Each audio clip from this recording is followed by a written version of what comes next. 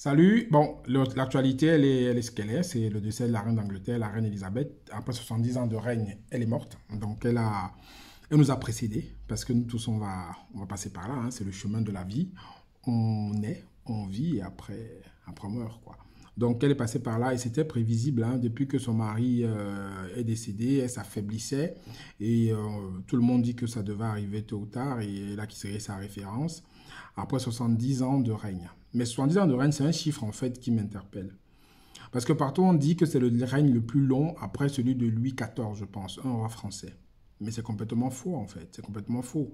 Ça veut dire que les Occidentaux, tellement ils nous méprisent, hein, ils méprisent les Africains, qu'ils ont complètement oublié qu'il y a un roi Bamoun, le roi Koto, je crois, qui a régné 85 ans. 85 ans, donc il a régné plus que la reine d'Angleterre. Donc, il a régné de 1672, je pense, à 1757. Ça fait 85 ans. Mais on n'en parle pas, parce que comme a dit un certain président, l'Afrique n'est pas assez rentrée dans l'histoire. Donc, ce qui concerne l'histoire de l'Afrique, on s'en fout complètement. Ce qui est un peu choquant. Mais il est important de dire la vérité. La reine d'Angleterre a eu un long règne, certes, bravo à elle. Mais il y a un roi, Bamoun, qui a régné aussi plus qu'elle, et il faut le savoir. Donc, il a fait 85 ans de règne, qui est un chiffre très honorable. Et ça, il faut que les gens le sachent.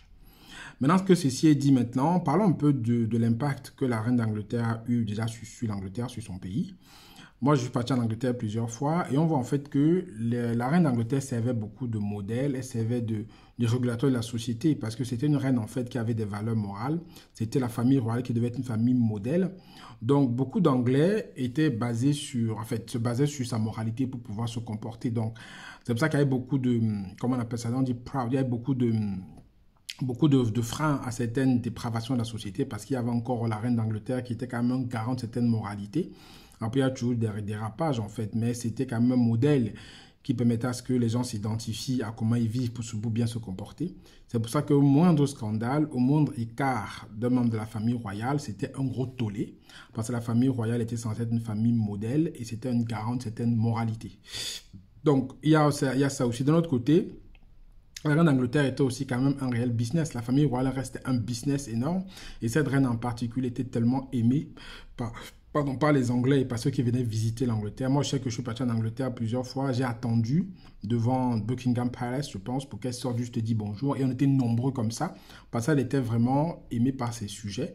Et ses sujets au-delà de l'Angleterre, parce qu'elle avait des sujets aussi au Canada. Elle a des sujets aussi au Canada, en Australie, je crois.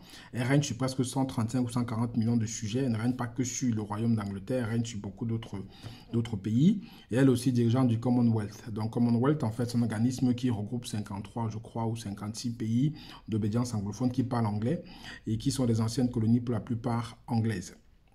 Donc voilà, elle avait beaucoup de symboles et elle était vraiment garante de plusieurs choses. Donc voilà. Mais au-delà de ça, je veux qu'on se pose la question de la place aussi qu'ont les rois et les reines dans nos communautés africaines. Mais avant de parler de ça, vous savez qu'il y a une masterclass dimanche, hein, dimanche 11 septembre, donc dans 2 jours à 19 h.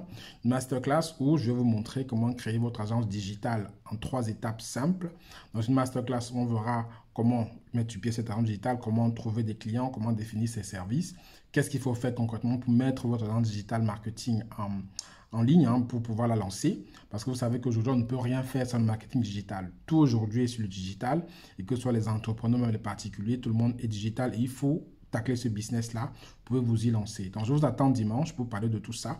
Vous expliquer comment vous pouvez lancer votre agence de marketing digital. Donc, le lien pour la masterclass gratuite est en dessous de la vidéo. Vous cliquez dessus. Vous nous rejoignez dimanche à 19 h.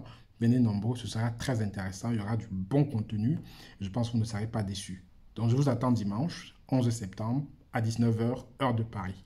Donc, si on revient maintenant à la place des rois et des reines dans nos communautés, moi, je prends le cas chez nous, parce que c'est le cas que je connais le mieux.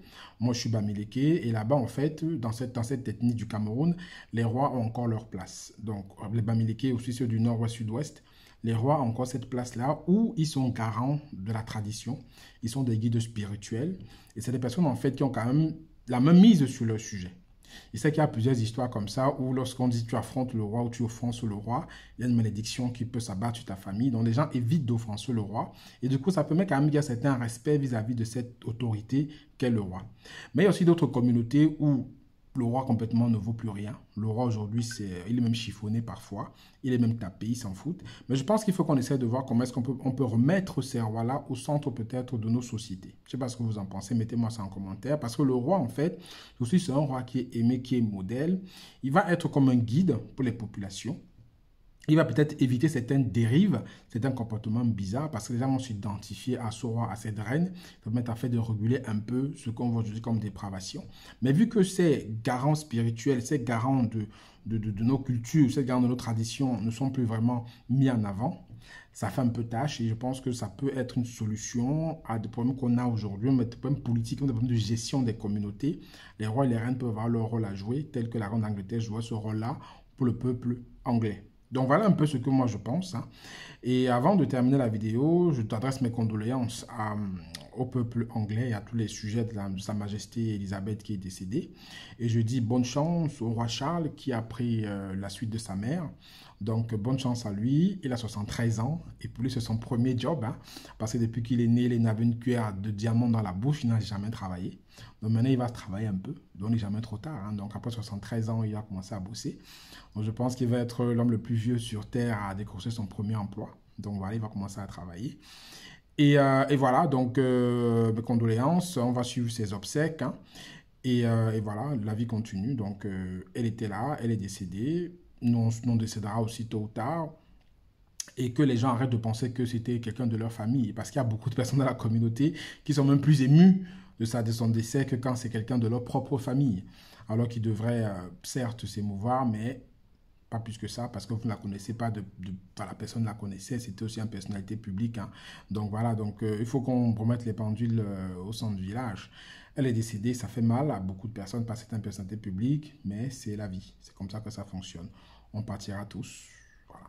Donc je vous attends dimanche à la masterclass, hein, dimanche à 19 h, le 11 septembre, pour vous expliquer comment créer votre agence digitale. Mettez-moi en commentaire ce que vous en pensez, quelle place on doit redonner à nos rois et nos reines dans nos communautés. Et comme j'ai dit, n'oubliez pas que l'information ne soit pas tronquée. Il y a un roi, Bamoun, qui a régné plus longtemps que la reine d'Angleterre, 85 ans, le roi Koto, de 1672 à 1757. C'était Franck Aigné, à très bientôt, prenez soin de vous, ciao ciao.